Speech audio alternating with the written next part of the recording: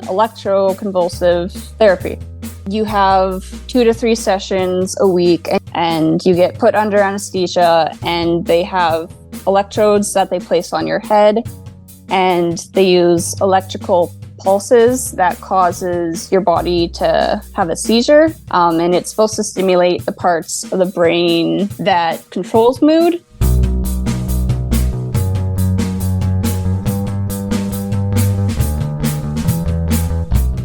Hello and welcome to another episode of Bunny Hugs and Mental Health. I'm your host, Todd Runnebaum. Hey, what a wonderful episode we have this week. I'm speaking with the lovely Keana, and she takes ketamine, and legally, for her mental health. It's a treatment, and she talks about how she got there and why ketamine and what it's like and what to expect if you're taking ketamine treatments. Again, legally with it's in a doctor's office. So anyway, we'll talk to her about all that stuff. And next week I'm speaking with Will Craig. He's a buddy of mine. We've become pals over Instagram, over mental health stuff. I did an Instagram live with him quite a while back. He's an advocate and an author. His book is One Step Forward, Ideally in the Right Direction. So we're going to talk with him about mental health stuff in general and about his book and some stuff he's gone through, suicidal thoughts and depression and all that stuff. Stay tuned for that next week. And stay tuned every week, quite frankly. I've got a whole bunch of wonderful guests lined up and other ones already pre-recorded. So yeah, I mean, and there's no shortage of mental health conversations. I can tell you that. And hey, if you're listening to the podcast and you enjoy the podcast, or you've enjoyed at least an episode or two, I suggest letting people know. I'm getting enough feedback from people that are getting benefits from listening to the podcast and listening to my guests that it's basically considered a mental health service. So why not help other people and let other people know that there's this wonderful free service right here on the internet. All you have to do is find the episode that maybe suits you or listen to all the episodes or whatever. So yeah, do that, and follow me on Facebook at Bunny Hugs and Mental Health, on Instagram, Bunny Hugs Podcast, and on TikTok, Bunny Hugs Podcast. And I have an email now. I mean, I've always had an email, but I got one specifically for the podcast. It's bunnyhugspodcast@gmail.com. So if you have some ideas or you just want to say hello or whatever, feel free to email me there. It'll also be in the show notes. And stay tuned for the coming months. There's going to be some pretty cool stuff coming up with the podcast. But I don't want to give too much away because, you never know. It might not happen. But there's big plans. And it's gonna happen. Who am I kidding? But anywho, let's listen to Keana tell her story and talk about ketamine. So without further ado, I give you Keana.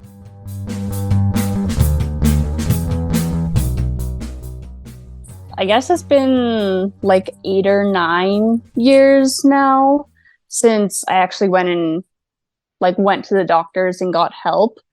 It's been going on for longer, but that's, I guess, when it started, when I actually went and got help physically. Mm-hmm. So originally I went to my family doctor, and she gave me some medication and gave me a referral to a psychiatrist. And then for a few years, it was just working with the psychiatrist, trying to find a medication that worked for me, and I didn't have terrible side effects from. Many different medications, a variation of different combinations of medications, and it was just a whole bunch of trial and error. And it was a long process of trying something. Oh, it didn't work. Okay, well, let's try something else. Oh, well, it didn't work. Okay, well, let's try something else. Oh, again, it didn't work. What were your symptoms? Was it depression and anxiety, or? So yeah, it was a lot of depression and anxiety at the start.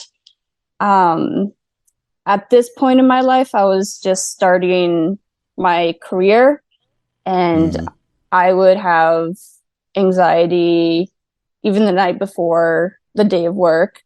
I would wake up in the mornings just so anxious and so terrified to go to this brand new job, this brand new career that I'm just starting. And I would be so terrified that I would make a mistake. That I work in veterinary medicine. I'm a veterinary technologist. So I was just so worried that I would do something wrong, and then like I would immediately get fired, or everybody would hate me, or everybody would be like, "Oh my gosh, you're such a bad vet tech," and stuff like that.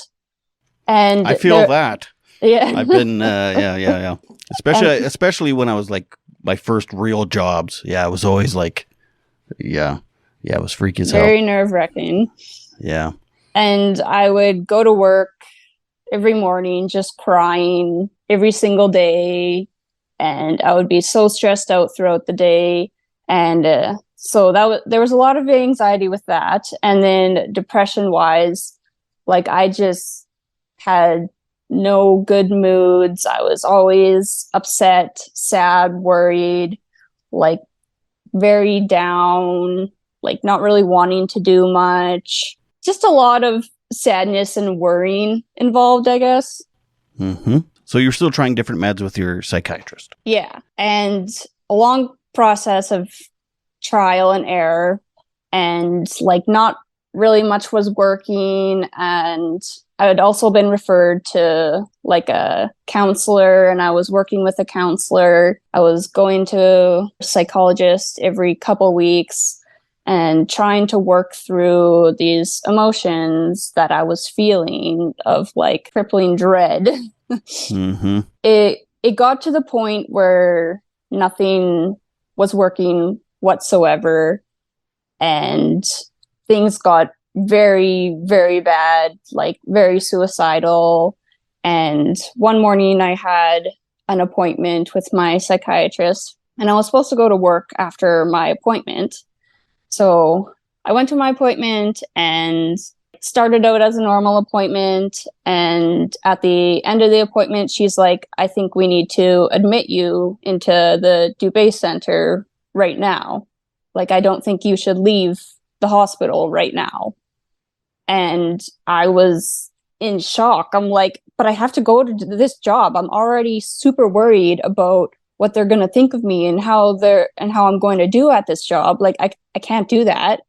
And after a long time of her convincing me and her making me realize that, yes, I really need to be hospitalized right now, I ended up going straight from her office to the emergency room, so I could be admitted. And in the emergency room, I was just like bawling my eyes out, not having any idea what was going on, what I was going to do. I ended up calling my boyfriend at the time, and I was like, "Hey, can you call my work and tell them I won't be coming back today, and I don't know when I will be back," because I couldn't talk to my manager myself. I was already bawling my eyes out. So yeah, that's understandable. Yeah. So I got admitted to the Dubé Center at RUH, and like I got brought like clothes and stuff that I needed, I guess. And it was, I think by the time I got into the Dubé Center, it was around like supper time. And I didn't know what to do with myself. I didn't know how the process was. I didn't know how it worked. None of that. So I ended up spending 6 weeks there initially. And then I got out of the hospital, and I think I was out of the hospital for like a month. And then I actually had a suicide attempt. So I ended up back in the hospital, and I was there for 3 weeks. And now, let me ask you something. Yeah. So the 6 weeks you were in the hospital, was there like any kind of treatment or anything? Did they change your meds? Was it like, I've been in the psych ward myself, and I just felt like I didn't get why I was there or what I was supposed to do while I was there. I don't know if you got that too, or if it was like, "Oh, this is actually helping me. I'm getting, help here." Or was it just like, this is a safe place and that's about it? I feel like I got assigned to psychiatrists there, and they did do some changing of medications, and like there was for me, there was a lot of art therapy involved. That helped me a lot.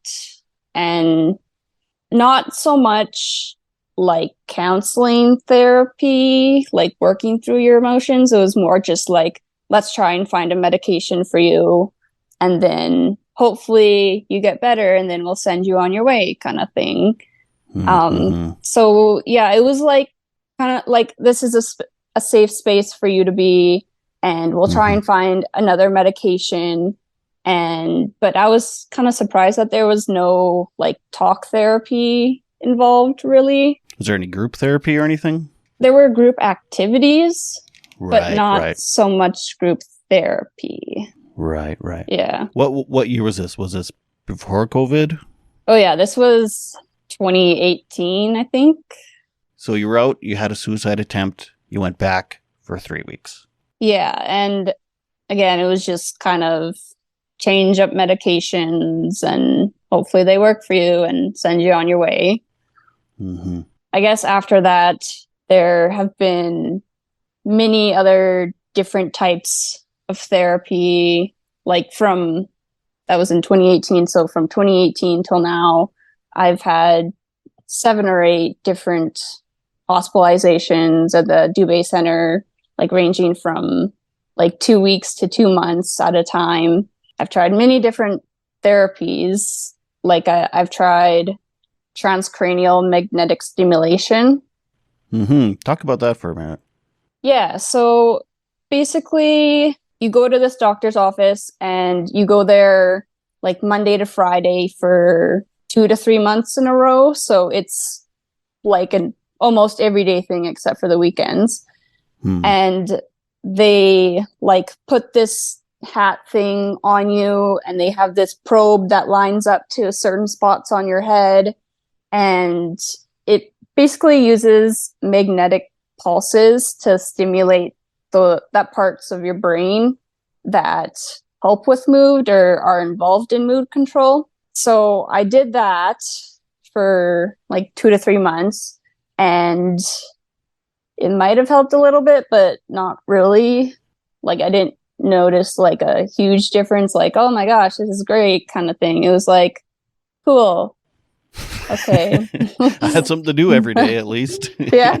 I was distracted from my depression. That's about it. Yeah.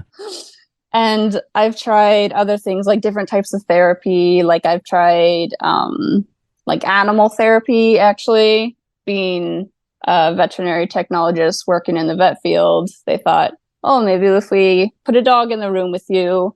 And like that was nice. But I don't know, therapy has always kind of been a struggle for me, like connecting with the person and being completely open. I've tried like cognitive behavioral therapy.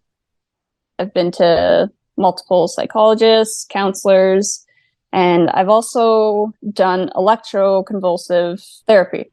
So that's where a lot of people don't know that still is a thing. Yeah, it's pretty popular. It's mostly for patients that are like currently hospitalized in Dubai. I think on my 4th hospitalization is when I started that. It does work really well for a lot of people, but like the statistics, I guess, are like it helps 80% of patients that they have, which like it is fairly good, but it didn't do much for me. It might have helped like in the moment to get out of that huge depressive episode that I was in when I got hospitalized, but it didn't cure you. It just kind of tided you over till the next episode. Yeah. And so basically you have 2 to 3 sessions a week, and they usually try to have 12 sessions. So like you're in hospital, and 2 to 3 times a week you go down to the place they do this at the hospital, and you get put under anesthesia, and they have electrodes that they place on your head, and they use electrical pulses that causes your body to have a seizure. And it's fairly quick seizure, like a minute or so. And it's supposed to stimulate the parts of the brain that controls mood. So I've had many sessions of that, many different rounds of that. And yeah, when you see it on TV, it's a lot. It looks really savage like, but yeah, you're actually put under. And I have friends that have gone through this, and they said the worst part was actually coming out of the anesthesia like 3 times a week, because you're like basically doped up 3 times a week, and you're just like Yeah.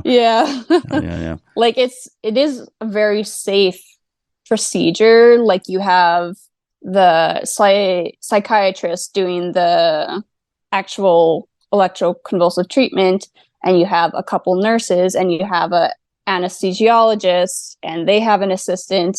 So like it's done in a very controlled setting, and like you don't feel a thing.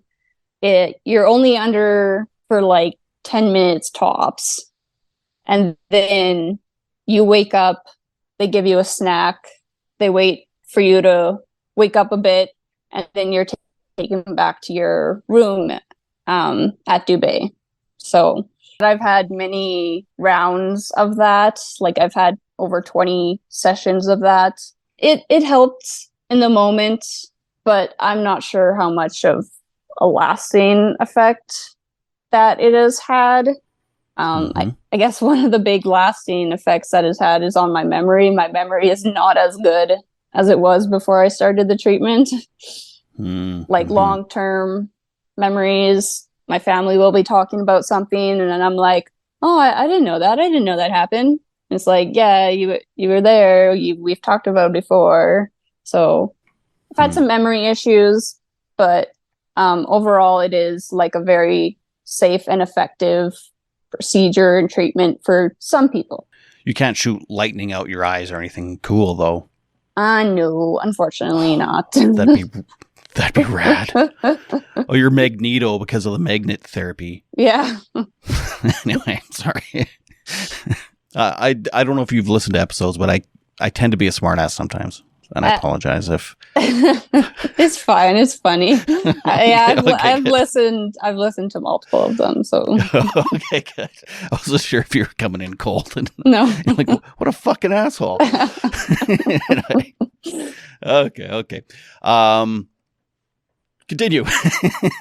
So I guess after trying all of that over like 8 years or so, then I finally got introduced to ketamine treatments. So it started last February. I was in Dubai again, and that's when they decided to try the ketamine treatments with me, since nothing else has worked. Like ketamine is more of like a last resort for treatment resistant depression, mood disorders. Why is that? I don't really know. Like I know there's a lot of stigma against it, because like ketamine can be used as a street drug. So a lot of people are hesitant towards it. It can be pretty pricey, and it is more new, I guess. Like when I first started my mental health journey, like I had never heard of it. I didn't hear about it till like a couple years ago. So it's not like super popular yet, I guess. I've known a few people that have done it, but like, I don't know. To me, it's just a medication like all the other medications they tried putting you on. And I mean, the electrical shock therapy, I mean, you've got a psychiatrist, a couple nurses, all these assistants, and an anesthesiologist all in the room. So you're paying all their wages, and it's like, that sounds really expensive to me too. Or you just try a different medicine. Well, I mean, it's not just medicine, because it's a treatment. So there's people in the room with you too, I suppose. Okay. Yeah. And like, I didn't have to pay for any of the ECT treatments that I got. It was kind of all covered, whereas ketamine treatments aren't covered. I see. At all. It's all out of pocket. But yeah, I was hospitalized. It was February of last year of 2022. And that's when I started the ketamine treatments. I started by doing intranasal ketamine. So pretty much they just drop a bunch of like little syringes of ketamine, and like you squirt it up your nose, and then you wait 5 minutes, and then you squirt up the next one, and then you wait 5 minutes, and you do the next one till your dosage is at what they want it to be. And then they kind of just let you sit there in the dark, and hopefully it'll have an effect on you. And like you trip balls, right? Like it's not like microdosing psilocybin, like you fucking trip balls. Yeah, so I find I have a high drug tolerance, so many of the initial treatments that I got, I didn't feel anything. Yeah. Like So you don't have any history with like substance abuse or anything? no, not really, no. I wanted to ask too, was there any kind of childhood trauma or anything that kind of this was maybe triggered by? I mean, I feel like growing up, like I had a really good childhood. Like I come from a family where I had three older sisters, like always lots of people around me. I was involved in lots of activities. Like I was a very active child growing up. I don't really remember like my childhood being bad or anything. From what I remember, it was all good. So it's not a hard yes. It's like, yes, I went through this traumatic thing or anything. It was like, No, not really. it's not like PTSD. You weren't diagnosed with PTSD or anything. It was just for whatever reason, your brain just. My brain just sucks. Okay. Yeah. Okay. So explain what ketamine treatment looks like if you're going to go to a treatment session. So yeah, they have one clinic here in Saskatoon that does it. It's called the Linden Medical Center. Basically, it's like a doctor's office. When I get my treatments, I now get them, instead of intranasal, I get them IV. So the drug goes into my vein instead of up my nose. And it is more effective. It does last longer in between treatments. But basically, you go up to the doctor's office, the nurse takes you into a room, kind of does like a quick history each time, and just like confirms your medication, and like just talks to you about how you've been feeling lately. And then you go into the treatment room, and the nurse puts a IV in your arm, and then they usually dim the lights, close the door, so like you're fully hooked up to the anesthetic monitoring. Like you have your heart rate, you have your blood pressure, you have your blood oxygenation levels. So your vitals are being monitored the whole procedure by a. You almost said 24/7. Yeah, I know. You're just tripping balls for a full week. Just Anyway. Yeah, the whole procedure, you're being monitored by a anesthesiologist. So it is, yeah, it's quite safe. And they inject the ketamine. For me, they give me a dose at the start, kind of like a push dose, I guess, where it's like a little bit bigger of a dose, and then you have a ketamine drip. So it's being infused constantly for a certain amount of time. With the dose that I'm on right now, I do get a good high from it, I guess. I honestly don't know the science behind how it works. It does something to your brain, you trip balls, and then after the treatment's done, you go home, sleep it off. And I don't know, just over time, I have noticed a huge difference. Like it's completely changed my life. 100%. Are you listening to The Doors more often now? To The Door? The band, The Doors? No, I've never heard of them. You've never heard of The Doors? No, I don't think so. Jim Morrison, the 60s band? Oh my God. How old are you? I'm 28. Good Lord. It was very psychedelic. It's like psychedelic 60s music. You go home and you just like, never mind. God damn it. Maybe I'll have to do that for my next treatment. Do they put on music or anything? Because I had a friend that did treatment and he said they put on some music or some guided meditation or whatever. Yeah, you can if you want. I prefer to have it like zero sound whatsoever. It helps I find if there's like other sound going on, it distracts my brain from what's going on. And yeah, so I like to have zero noise, like pitch black. I keep my eyes closed the whole time. So, and do you mind me asking how much treatment is? yeah. So when I started getting the treatments, each treatment was $300, and I was getting them every 2 weeks from like March to July or August, every 2 weeks. So $300 per treatment then. And then they had some regulation and law changes where if you were getting a certain dose of the ketamine, then an anesthesiologist had to be right outside your door monitoring you, whereas before it was a registered nurse monitoring.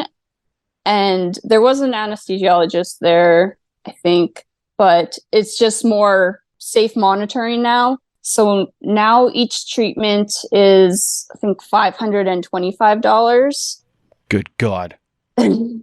Yeah. Today's episode of Bunny Hugs and Mental Health is brought to you by Co-op. I've been a member of my local co-op, Sherwood Co-op, for, about 25 years, I think. My co-op is one of more than 150 local independent cooperative associations in more than 600 communities across Western Canada. Co-op is a different kind of business. It's not just a gas bar or a grocery store, although co-op is those things too. At its core, co-op is a group of people working together to help their neighbors and build their community. Co-op members are owners, and success is shared with everyone. Your co-op doesn't benefit one person or one corporation. Your co-op was built for everyone. Your co-op was built for your community. Learn more about co-op and find a location near you at coop.crs.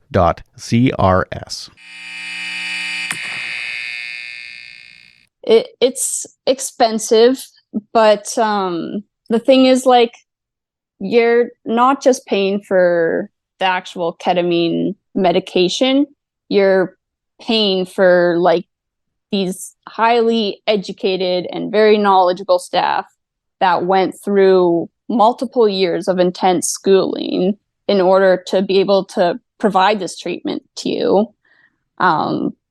Like, you're not just paying for the drug, you're paying for their knowledge and their years of schooling.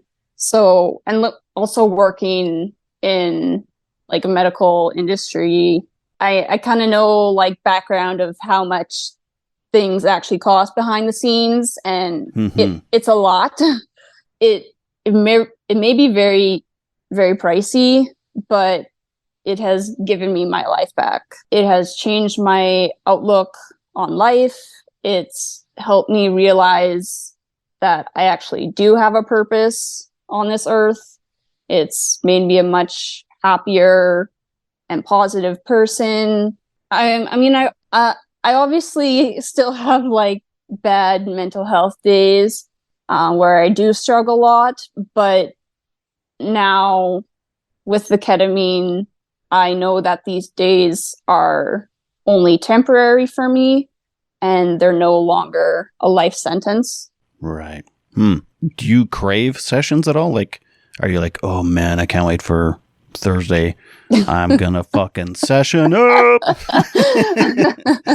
Or because I've heard like psychedelics aren't addicting, but I suppose the feeling of like not feeling misery anymore must be a nice feeling, though. Yeah, I wouldn't say like I crave them. Right now, I currently get them every month and a half to 2 months. And I kind of base it off of when I feel I need it. I guess, I see. Yeah, right now it's been a little over 2 months since my last ketamine treatment. And like, I can definitely tell that I need one ASAP. Just by how my mood is and by how my anxiety is and my mood swings and just overall feelings. Right. I was going to say you're being a real bitch today. Yeah, I know, right? Sorry. I'm such an asshole. um, and there's no way to get that covered. Like, even if you were like on, like social assistance or something, like you say your mental health was so bad you couldn't work, would anything cover it, or is it just treatment for people that can afford it? Yeah, as far as I know, there isn't any insurance that covers it. I have heard from them that depending on what insurance you have, it might cover a little bit. The insurance that I have through work right now, it doesn't. Like, it's not a very common thing for insurance to cover it. Like, I was getting this treatment even when I was on long-term disability from work, and still, like, there was no coverage for it. So that part is pretty unfortunate. But when I put into perspective my life before the ketamine and my life now after the ketamine, 100% worth it. Right. I'm just wondering, for like people that can't afford it, that it would definitely benefit them, but they're kind of just shit out of luck because they're living in a shelter or something. That's the really tricky thing, is like, there are a lot of people that could use this treatment and they can't afford it, unfortunately. It's really upsetting because it obviously has a good impact on its patients. I am not sure why it's not like funded by the government or covered. I have theories, but yeah. Yeah, I don't know all of the specifics of it. I mean, obviously, I wish that it was covered or my insurance covered some of it. Wait, you work in a vet clinic. Couldn't you just get some staff members together and like, there's animal anesthesiologists, right? Be like, bro, hook me up. I'm kidding. I know. I can't say anything about that, man. I know. Like, I'll pay you $400. I'll save $125. Yeah. Never. I don't know if you listened, but like a little while ago, I did episodes with a bunch of people that work in animal healthcare and welfare, and how common mental health issues are with people that work in that field. It's kind of interesting that I'm talking to another one now. Yeah. One girl that you talked to, Erin Jello, I went to school with her, so I know her. So that was really nice to hear that you put like a vet med perspective on mental health, because there is a lot of mental health issues in the vet med field just due to the stressful environment itself. But yeah. Mm-hmm. I wonder if it attracts certain personalities too that are just susceptible to mental health issues too. You know what I mean? Like, a lot of artists are weird. You know what I'm saying? Not weird, but a lot of artists, have mental health issues and stuff. And I think it's just part of their DNA maybe, or the personality type or something. I don't know like how much correlation there is between people with mental health issues. Maybe they're just really attracted to animals because they don't like people. I don't know. That's very possible. Yeah. But yeah. So I'm wondering, why does the ketamine work for you? Do you think like when you're sitting with your eyes closed, how long is the session for, one thing? And then like what is happening in your mind that makes it work for you? Like what? Yeah. So what the hell's going on? For the session length, it's usually like 45 minutes to an hour. No, definitely an hour. Around an hour, yeah. You don't know. You're tripping balls. Yeah, it's exactly. Like, I don't know what's going on. 3 days later, like, what? Oh, I'm awake, guys. So, yeah, it's like an hour, a little bit more than that. And during the sessions, I have the lights off. I have my eyes closed. Basically, when I start to feel the ketamine hit, I feel like my whole body is like kind of spinning. How do I describe this the best? Like geez. It just feels like I'm on a roller coaster. Like, physically, like I feel like I'm moving around and spinning around, but I'm obviously just lying in a chair, so not moving. So there's a lot of that, and I find mentally, like my thought process when I'm getting the treatments. I don't know the science behind it or why it happens, but it seems to open up my mind a lot more to process the feelings and to work through them. And I don't really know how it works, but that's kind of how I feel during the treatments. Like I'm able to think a lot more clearly, and there's nothing else going on in my brain except thinking about those feelings and those thoughts. Like there's no distractions. Whereas usually there's like 50,000 things going on in my brain at once and I can't focus on one certain thing. But with the ketamine, like I'm able to process things and work through things. And one major thing that I find the ketamine has done for me, it's helped me realize that I do have a purpose on this earth. Before the ketamine, I never really knew why I was here. I didn't know what my purpose was, why I was on this earth, like, well, what's the point kind of thing. Why am I here? I'm literally doing nothing except being like a depressed sloth lying around all the time. So, but it's made me realize my purpose of why I am here. And I would say like the two main things that I've realized is I have been put on this earth to help animals and be an advocate for my patients. I've been a veterinary technologist for 8 years now, and even my feelings towards work and my attitude at work is completely different.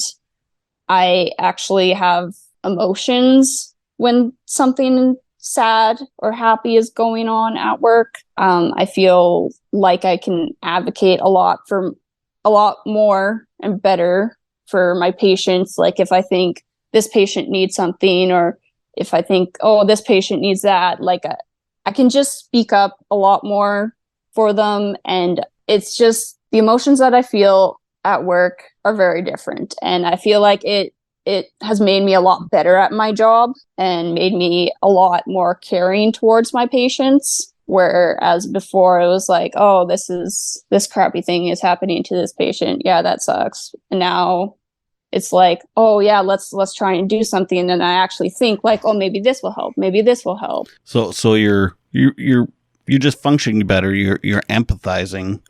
Yeah. You're able, like, obviously you knew you liked animals, otherwise you wouldn't have gone into this field, but obviously.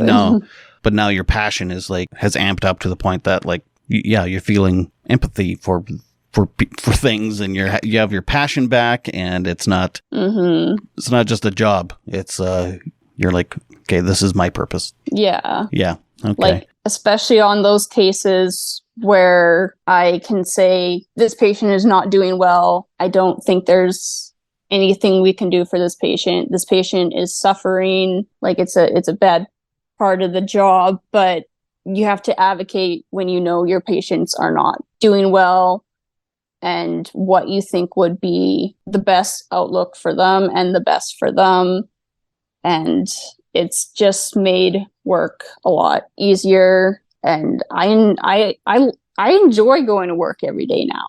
Like I wake up and I look forward to going to work. Whereas before I would cry every morning going to work.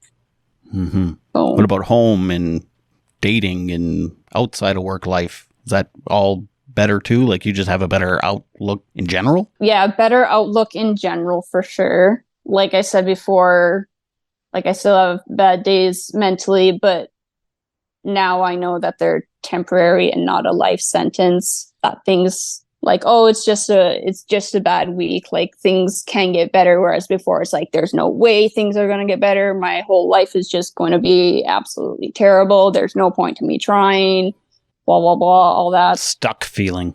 Yeah, exactly. Yeah. So when you're lying there with your eyes closed, like you say you process and you feel all your feelings, but is anxiety one of them, or is it just you calmly kind of sort through the files of emotions and deal with them? There's no like, oh God, or no, none of that. there's Hmm. none of that at all. Like, I am able to think clearly. Like, my mind feels open to think about these things and just a lot more open to realize like what has happened and to process it properly instead of just pushing it to the back of my brain and not thinking about it and then have it come back out. Do you feel there's somewhat of a spiritual journey in it too? Like it kind of, the only reason I ask is because I've done mushrooms before in my past, and that psilocybin is, and I mean, it did last for like 2 weeks, like this feeling of like, you feel closer to the universe and you feel, a better connection, which then is just like these petty things that are driving you to depression and anxiety. They just like, it doesn't like, it just seems so insignificant because there's this weird spirituality part of it that I don't know, just makes you feel better for whatever reason. I wouldn't say like more spiritually connected to the universe. I don't think that, for me at least, I don't think there's any spiritual part of it. Okay, I'll be cutting that out then. But when you're kind of able to come out of your body a bit and just be an observer more than you are. I can definitely relate to that feeling. And like you were saying, like these petty things that used to bug me before, like I just bypass them now. Like, oh, there's more to life than these small tiny things. But yeah, it kind of feels like I'm not really in my body. I'm just in my brain. Like my body is not present where I am lying. It's more my whole body is in my brain. I don't know if that makes any sense whatsoever. You're just consciousness. You're not. Yeah. That sounds like a spiritual journey to me. Oh, okay. So maybe there is some spiritual part to it. I don't know. But also, anyone that's listening, do not just go out and do a bunch of shrooms and ketamine. No. Because if you're on SSRIs, like you have to, like it's very dangerous to do psychedelics while you're on certain mental health medications and stuff, and it's don't don't like be just buying street drugs and being like, I'm gonna cure myself, No, it has to be done in a very controlled, safe environment. And every time I go in for an appointment, like every single time, they always ask me, are you on any new medication? So they make sure that if I did start a new medication, that it can be given with the ketamine. And so yes, very important that you're doing it in a safe, controlled environment. Street drugs are bad. All that jazz. They're not. They could be unhealthy. We'll say you're not a bad person if you do street drugs. It's just it could be unhealthy for you. Yes. You hear about all these shamans and stuff in the jungles and stuff, and it makes you wonder if thousands of years ago, if they weren't onto something, what I mean? It's like, how did these people know for thousands of years, if you drink this and like just hang out, that, it's all pretty good. It's not, life's not as bad as you thought it was. There's a lot of like meditation type things involved with it. So yeah. I talked to a doctor in the States. I think he's a doctor. I don't know. I think he's a doctor, and he has addiction treatment facilities, and in there they'll do like 4 or 5 hour sessions of talk therapy with people while they're on ketamine, the patient, not the doctor. Yeah. And that it's he says it's almost like a miracle, because your brain goes to places that when you're like, what am I trying to say, you're conscious, but you know what I mean? I don't know. Yeah. Whatever ketamine or whatever psychedelics do, it drops those walls, and you're able to like deal with these traumas or like you said, just have these feelings and process them better. And so I think there's definitely something to all of this. But again, it's like any other medicine. You can't just go out and do it yourself and figure it all out. Yeah. I find when I'm doing my treatments, like they have the one that you were talking about, they have people talking to these people while they're on psychedelics and they have therapy that way. I find with ketamine, it's almost like self-talk therapy. Like I'm giving therapy to myself. And I know there are options where you can get like a therapist to come in and talk to you while you're having these ketamine treatments, but it's not something I've tried. You're just like, shut up, man. I want to close my eyes. Don't distract me. Yeah. Yeah. Well, that's good. And something I noticed on your Instagram, and someone else talked to me actually from Saskatoon who works in mental health. And we don't have to talk about this if you don't want, but I noticed you do a lot of pole dancing. Yeah, I do. Yeah. Is that another outlet for you? It's a huge outlet for me. Pole dancing has done so many good things to my life. As for like body confidence and just confidence in general, it has had a huge impact. And I think one of the big things is the environment there. Literally everybody at the studio just wants you to do your best, achieve your goals, and everybody is so supportive and so friendly. And it's a great environment to be in, and it definitely always puts me in a better mood. It's like another form of therapy to me, I guess. I mean, if we oversimplify this episode, it's like, it's like pole dancing and drugs cured my depression. Pretty much, yeah. but it's, that's an oversimplification of it. But yeah. But yeah, you're like the second person I've talked to from Saskatoon that says, yeah, pole dancing's been a huge part of their recovery and their healing and their self-confidence and stuff. So I don't know. That's interesting. Yeah, it's a big outlet. Like, I know pole dancing can get like a bad name because when you think of pole dancing, you just think, you're a stripper. But like, there's so much more to it. Like, there's so many So different... you are stripping. So there's more to it than stripping. No, I'm not a stripper. Oh. So when you go to these classes, you don't strip. You just go there with like your workout gear on and work out, basically. It's it's an amazing workout. Like the strength that I've gained from it. I can imagine. Oh my God, it's like watching gymnastics. Like how the hell are you holding yourself up by just your forearms or whatever? It's like, yeah, it's very, very impressive. It's a very good workout. It's a very good way to release emotions.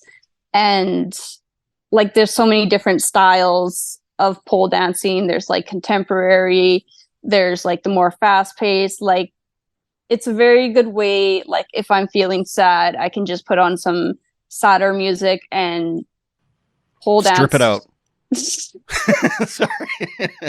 But yeah, I know what you mean. It's a creative outlet in a way. Yeah, a creative expression, and it just always puts me in a better mood. And when I was referring to like how ketamine has made me realize my purpose on this earth, like my one purpose is working in vet med, and then my other purpose is for being able to pole dance.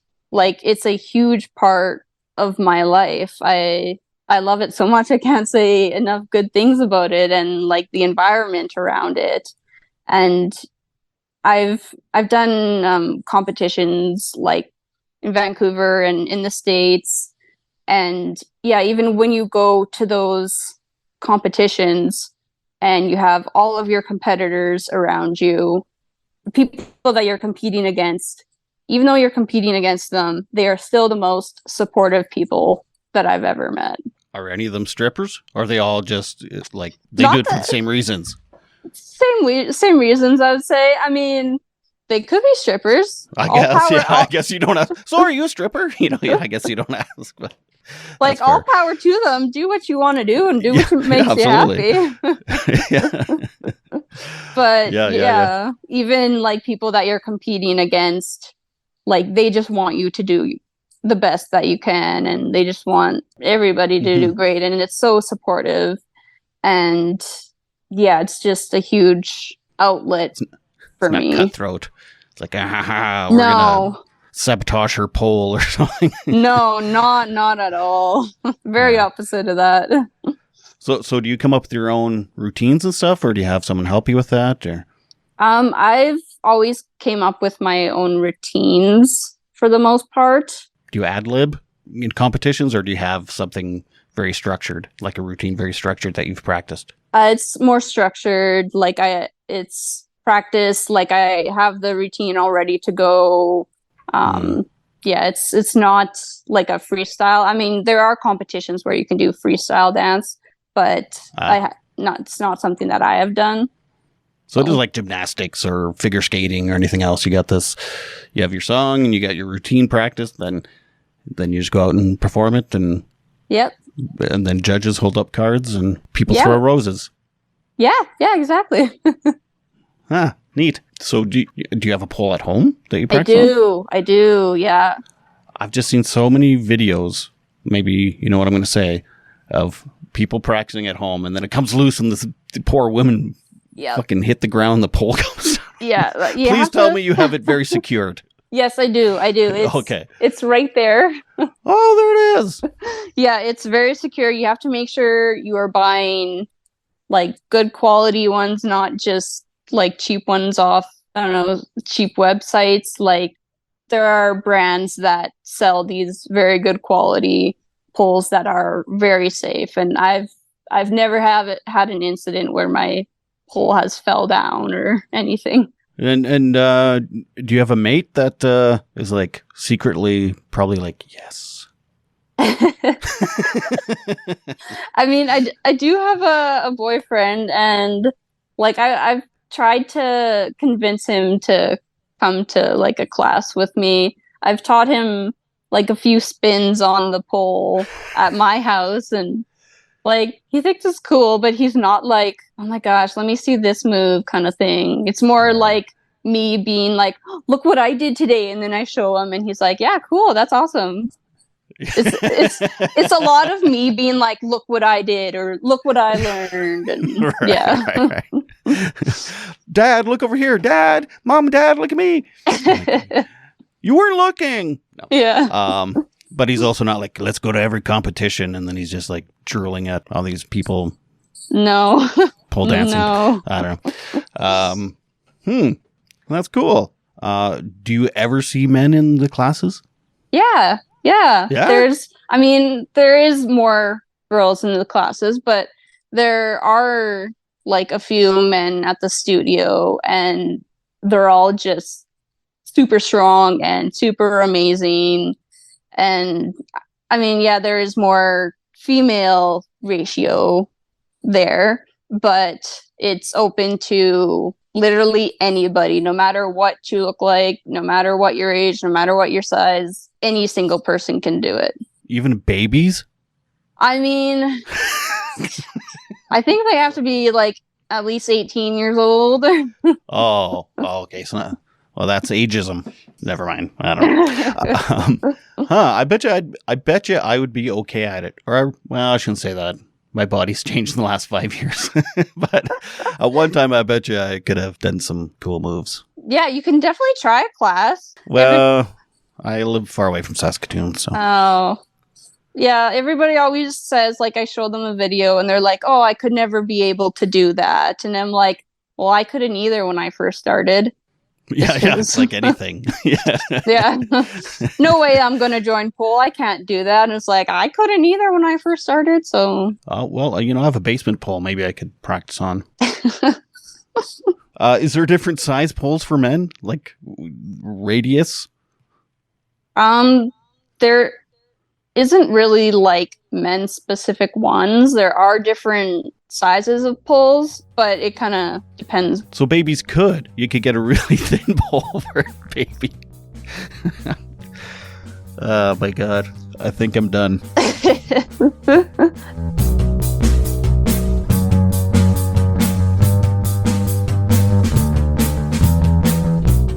Thank you, Keana. I know more about ketamine and pole dancing now. So that's good. I wonder if you could take your pole into the doctor's office when you do your ketamine treatment. That'd be something.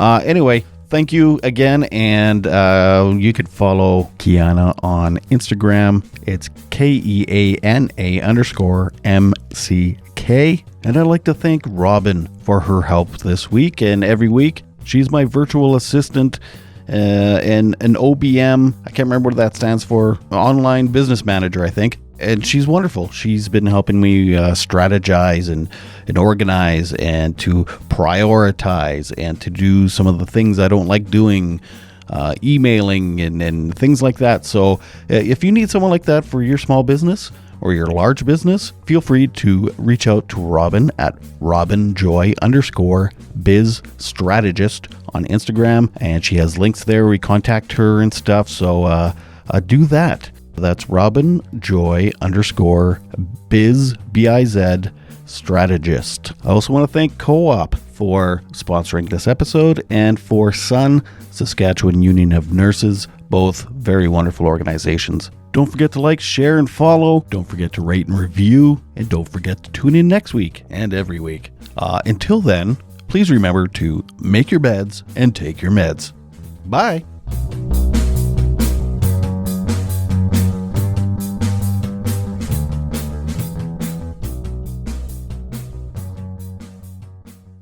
Registered nurses are on the front lines of this nursing crisis right now. I feel like we don't have all of the resources and the tools and the staff to ensure patient safety 100% of the time. Everyone is trying their best, but it's not sustainable the way we're going right now. There needs to be something changing. The nurses across Saskatchewan need to be involved in conversations with the government to try and find solutions. We have ideas, we just need to be involved. This has been a message from the Saskatchewan Union of Nurses.